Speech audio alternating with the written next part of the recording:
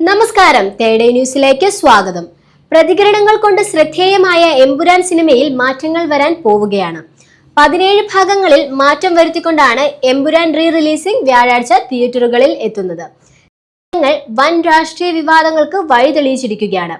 പ്രശ്നങ്ങൾ വഷളായതോടെ ആന്റണി പെരുമ്പാവൂർ നിർമ്മാതാവ് ജി സുരേഷ് കുമാറിനെ സമീപിക്കുകയും ഈ പ്രശ്നത്തിൽ ഇടപെടൽ നടത്തണമെന്ന് അഭ്യർത്ഥിക്കുകയും ചെയ്യുകയായിരുന്നു.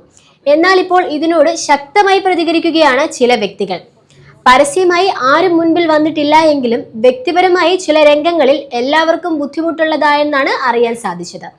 മാർച്ച് 27-ന് റിലീസ് ചെയ്ത എമ്പുരാൻ ചിത്രം ആദ്യ ദിവസം തന്നെ 100 കോടി ക്ലബിൽ ഇടം പിടിച്ചിരിക്കുകയാണ്. ഇത് നടൻ മോഹൻലാൽ ഫേസ്ബുക്ക് പോസ്റ്റിലൂടെ പങ്കുവച്ചിരിക്കുന്ന വാർത്തയാണ്. നടൻ പൃഥ്വിരാജിന് പറ്റിയ ഏറ്റവും വലിയ വീഴ്ചയാണ് ഇതെന്നാണ് ആളുകൾ ചൂണ്ടിക്കാണിക്കുന്നത്.